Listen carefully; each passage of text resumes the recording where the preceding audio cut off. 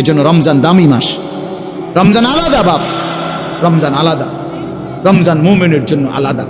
আল্লাহ তাআলা নিজ হাতে রমজানকে সাজিয়েছেন।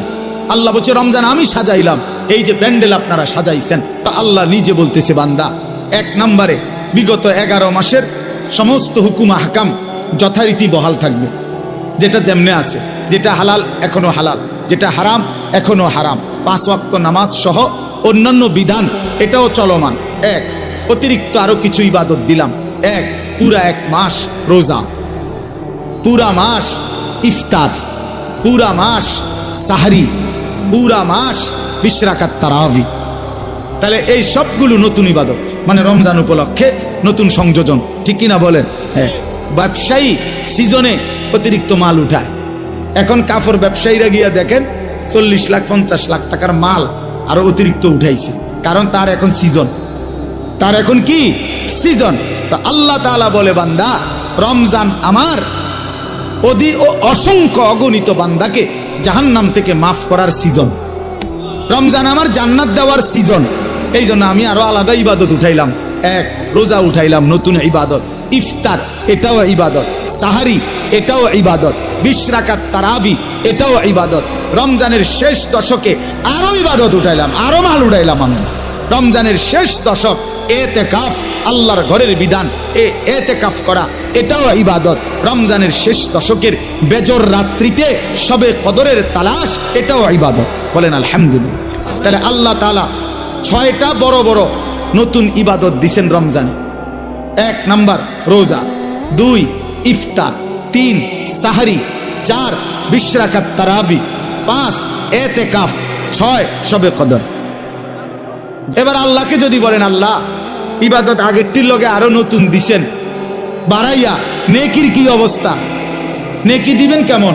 আল্লাহ বলতো সেটাও শোনো, আমি আল্লাহ আমার রাসূলের মাধ্যমে শুনাইছি, একটা নফল ইবাদত ফরজের সমান, একটা ফরজ 70টা ফরজের সমান। হ্যাঁ, এরপরে একজন রোজাদারকে ইফতার করাইবা 3টা পুরস্কার, গুনাহ মাফ, গুনাহ মাফ, জাহান্নাম থেকে মুক্তি, রোজাদারের সমপরিমাণ নেকি। নেকি বাহিরটা কেমনে সাজাইলাম? আল্লাহ বলে বাহিরটা সাজাইলাম হলো এই, জান্নাতের দরজা খুলে দিলাম, জাহান্নামের দরজা বন্ধ করে দিলাম, সব শয়তান এবং দুষ্ট জিন শেকলে বন্দি করে দিলাম, সব দিক বন্ধ কইরা 8 গাট বাইন্দা, দুয়ার খোলা শুধু একটা, সব দিক ক্লিয়ার, এদিক কোনো আন্দিয়া বাইরিবার জায়গা নাই, দরজা শুধু এইটা দিয়া ঢুকবা, এটা দিয়া বাহির হইবা। আল্লাহ যেন বলছে পুরা মাস আমি আল্লাহ নেকিও বাড়ায় দিলাম, ইবাদতও বাড়ায় দিলাম, জাহান্নামের দরজা বন্ধ করলাম, শয়তানকে বন্দি করলাম, জান্নাতের দরজা খোলা রাখলাম। এবার পুরা রমজান যেখান থেকেই আমার রমজানে রওনা দিবা, আমার বন্দিগি, আমার হুকুম মানবা, গুনাহ ছেড়ে দিবা, আমার ইবাদত করবা, মাস শেষে একটাই দরজা মিলবে, সেটা শুধুই জান্নাত, শুধুই জান্নাত, শুধুই জান্নাত। 30 দিনের মাথায়, 29 দিনের মাথায় সব ইমানদার জান্নাতে ঢুকবে, কারণ দরজা তো খোলাই শুধু জান্নাতে। বুঝেন নাই কথা? তো আল্লাহ তাআলা বলেন বান্দা আমি ফরজ করেছি, এটা আমার ফরজ, রমজান রোজা তোমাদের উপরে ফরজ করা হলো। আল্লাহ বলেন ঘাবড়াইও না বান্দা, পারবা। হঠাৎ করে লাভ দিয়ে উঠতো না যে আমি 8টা থেকে 9টা বাজতেই নাস্তা দেরি হলে আমার মাথা গরম হয়ে যায়, হুজুর আমি পারতাম না। আল্লাহ বলে না, পারবা। তোমাদের পূর্বেও সমস্ত ইমানদার বান্দাকে আমি আল্লাহ এই রোজা ফরজ করেছিলাম, তারা যেহেতু পারছে তুমিও পারবা। এবার আল্লাহকে বললাম আল্লাহ যদি বলেন, আল্লাহ বলতেছেন যদি বলেন আল্লাহ হঠাৎ করে আমার উপোস, এই যে 11 মাস কি সুন্দর খাওয়াইলেন পড়াইলেন, হঠাৎ করে আমার খানা পানি, আমার হালাল স্ত্রীর সাথে আমার সম্পর্ক বন্ধ করে দিলেন কেন একটা লম্বা সময়? আল্লাহ বলেন বান্দা অভাবের কারণে না, আমার ভান্ডারে কমে গেছে এই জন্য না, বরং লাআল্লাকুম তাত্তাকুন, আমি আল্লাহ এই রোজার মাধ্যমে, রমজানের মাধ্যমে 1 মাসেই আমি আল্লাহ ওয়াদা দিচ্ছি তোমাকে মুত্তাকি বানাবো, আর 1 মাসের মুত্তাকি হলেই 1 মাসেই জান্নাতি বানায়। 1 মাসে মুত্তাকি, 1 মাসে জান্নাতি। কোরআন শরীফের একটা আয়াত আছে, আয়াতে আল্লাহ জিজ্ঞেস করছে আমাদেরকে ফাবি আইয়ি হাদিসিম বাদাহু ইউমিনুন, এই প্রশ্নের উত্তর আপনারা দিবেন এখন। আল্লাহ বলছে বান্দা এই যে আমি মনে করো এক একটা কথা 89 বার বললাম, 80 বার, 82 বার আমি আল্লাহ নামাজের কথা বললাম। 23 বছর আমি কোরআন নাজিল করলাম, 30 পারা কোরআন নাজিল করলাম আমি আল্লাহ, আমার রসুলের কাছে নাজিল করলাম, শ্রেষ্ঠ ফেরেশতা দিয়ে নাজিল করলাম। আল্লাহ এবার জানতে চাইছে ফাবি আইয়ি হাদিসিম বাদাহু ইউমিনুন, আমার বান্দা বলো না এরপরে আমি আর কোন কিতাব নাজিল করিলে, এর চাইতে দামি আর কি নাজিল করিলে, এর চাইতে দামি আর কোন রসুলের কাছে পাঠাইলে, এর চাইতে দামি আর কোন ফেরেশতা দিয়া পাঠাইলে। 23 বছর বলার পরে আর কত বছর বললে, 30 পারা কোরআন নাজিল করার পরে আর কত পারা নাজিল করিলে, 89 বার বলার পরে আর কতবার বললে, 82 বার বলার পরে আর কতবার বললে তুমি বান্দা বলো আমার কথা মেনে নিতা? বান্দা বলো না আমি আল্লাহ আর কি বললে, কেমনে বললে, আর কতবার বললে তুমি আমার কথা মেনে নিতা?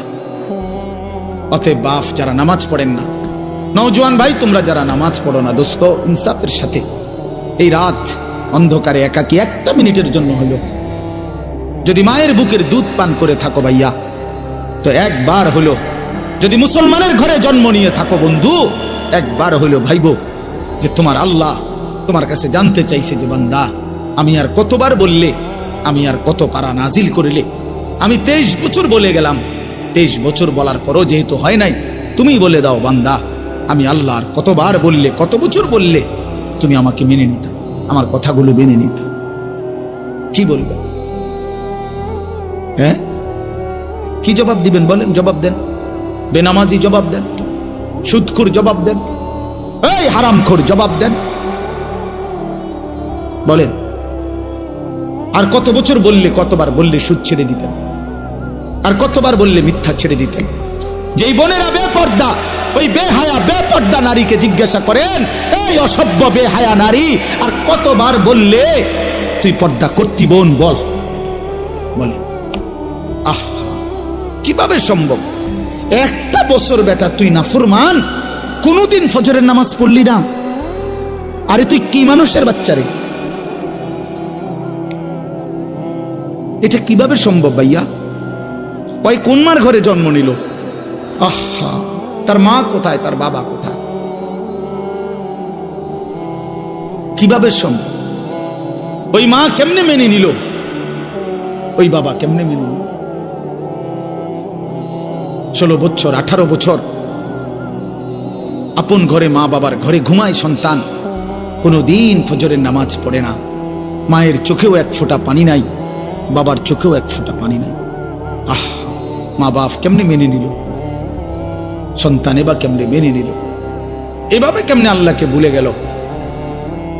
1 মিনিট ভাই, কোন এক বেনামাজি কেউ যদি এখানে থাকো ভাই, 1 মিনিট ভাই, আজকেই ভাইবেন, ঘুমাইবার আগেই ভাইবেন। নবীজি জিজ্ঞেস করবে উম্মত, আমি 23 বছর উম্মত, হাসরের ময়দানে নবী বলবে, আমলনামা দেখাইয়া বলবে, প্রত্যেককে সুপারিশের জন্য নবীজির কাছে চাইতে হলে আমলনামা জমা দিতে হবে। ওমা সুপারিশের কোনো কাগজপত্র নাই, কথা কোনা, কোনো নিয়ম কানুন নাই নাকি? হ্যাঁ কোনো ফাইল জমা দিতে হবে না তো নবীজি তো দেখবে, আল্লাহর নবী দেখবে 30 বছর সুদের ব্যবসা, 60 বছর বয়স, 60 বছর পর্যন্ত বিড়ি সিগারেট খাইয়া গেছে। 30 বছর 60 বছর বয়স, কোনদিন গালি ছাড়া কথা বলে নাই। ছেলেটা বেনামাজি, মেয়েটা বেপর্দা, স্ত্রী বেপর্দা। মৃত্যু পর্যন্ত আমার উম্মতের ঘরে প্রতিদিন রঙিন টেলিভিশনে নাচ গান নর্তকীর ছবি চলছে, তার ছেলে মেয়ে নাতি নাতনি বসে নাচ গান নাটক সিনেমা দেখে গেছে, কোনদিন গালি ছাড়া কথা বলে না, হালাল রোজগার বলতে কিছু নাই। ফজরের নামাজ 1000 পৃষ্ঠা উল্টাইও, ফজরের নামাজ বলতে কিছু নাই। আল্লাহর কসম আমরা উর্দু কিতাবে পড়ছি, নবীজি চোখের পানি ফেলে দিবে, নবী কাঁদবে, আল্লাহর নবী কাঁদবে, বলবে উম্মত আমি সেই নবী যে 23 বছর তোদের জন্য কেঁদেছিলাম, আমি সেই নবী যে পেটে ক্ষুধার কষ্টে 2টা পাথর বাঁধছিলাম, আমি সেই নবী তায়েফের রক্তে যে সমস্ত শরীর রক্তাক্ত করেছিলাম, উহুদের দান দান শহীদ করা রক্ত নিয়ে ময়দানে পড়েছিলাম বেহুশ হয়ে, আমার এত রক্ত, আমার এত চোখের পানি, আমার এত ক্ষুধার কষ্টের বিনিময়ে উম্মত এই আমল নামা, তুমি আমার এত বড় বেইজ্জতি কেমনে করলে? আমি কেমনে আমার আল্লাহর সামনে এটা দেখাবো যে আয় মাওলা এটা শ্রেষ্ঠ নবীর শ্রেষ্ঠ উম্মতের আমল নামা, যে উম্মত তুমি আমার এত বড় বেইজ্জতি কেমনে করলা, আমার এতগুলো চোখের পানির এভাবে কেমনে ফিরায় দেব? এই জন্য একজনই, আমি আবারও বলছি, আমি সংখ্যায় বিশ্বাসী না। কয়জন শুনছে খোদার কসম, আমার এটা কোনো ফিকির না, আমি এক ফিকিরের বিশ্বাসী, যে একজনই বোঝেন, একজন প্রিয় নবী সাল্লাল্লাহু আলাইহি সাল্লাম এবং সাহাবায়ে কেরামের কলিজার মধ্যে এই ফিকির ছিল মৃত্যু পর্যন্ত, যে আল্লাহ পাকের এক এক বান্দা কিভাবে জাহান্নাম থেকে বাঁচবে। এটাই এটাই আমাদের জিন্দেগি। নবী সাল্লাল্লাহু আলাইহি ওয়াসাল্লাম বলছেন, ওয়া আনা আখিযুন বিহুজাজিকুম, আল্লাহর নবী বলেন, উম্মত আমি তোমাদেরকে জাহান্নাম থেকে বাঁচাইতে চাই কিভাবে। এটার উদাহরণ দিতে গিয়ে নবীজি এই কথাটা বলছে। আমি 1 মিনিট সামনে একটা জিনিস দেখাবো শুধু, মানে আমি ওনারে মহব্বত করি, তো আমি ওনার হাত ধরে বললাম, ভাই আপনার, আমি হাতে ধরে বললাম আপনি যায়েন না, ওইটা আগুন, আপনি ধ্বংস হয়ে যাবেন। উনি ঝটকা দিয়ে আমার হাত ছাড়াই নিল, এটা সম্ভব? আমি ওনার ঘাড়ে হাত দিলাম, কাঁধে হাত দিলাম, ভাই আল্লাহর দোহাই আপনি যাইয়েন না, ধ্বংস হয়ে যাবেন, ওইটা আগুন। উনি আমার কাঁধের থেকে হাত সরাইয়া ফেলে দিল, এটাও সম্ভব। কিন্তু আমি যখন ভালোবাসার কারণে আমার সিদ্ধান্ত, আমি তাকে বাঁচাবই, আমার ভাইকে, তখন আমি তার কোমরে জড়াইয়া ধরলাম, জড়াইয়া কোমরে ধইরা বললাম, না ভাই আমি তোমাকে ওই আগুনে পড়তে দিব না, আমি যাইতে দেব না তোমারে। আল্লাহর কসম নবীজি বলছে, উম্মত আমি আমার এক এক উম্মতকে কোমরে জড়াইয়া ধইরা জাহান্নামের আগুন থেকে বাঁচাইতে চাই। আমি তোমাদেরকে কোমরে জড়াইয়া ধরে চাই, তবু আমার উম্মত বেঁচে যাক, আমার এক এক উম্মত বেঁচে যাক, জাহান্নাম থেকে বাঁচো। আমার দোস্ত, আমার বাপ, আমার ভাই ফিরতেই হবে, জাহান্নাম থেকে বাঁচতেই হবে। দোস্ত বিষয়টা মামুলি মনে করেন, এটা একটা ওয়াজ করছি এই জন্য, আর 10 জন বক্তা ওয়াজ করছেন, আমিও করছি, না রে ভাইয়া, এই জন্য না। সারাটা দিন রাত এই দৌড়ের উপরে থাকি, দৌড়ের উপরে থাকি। এই জন্য বললাম আমরা এক ফিকির, আমাদের আপনাকে এটা ভাবতে হবে, জাহান্নাম থেকে বাঁচতেই হবে বন্ধু।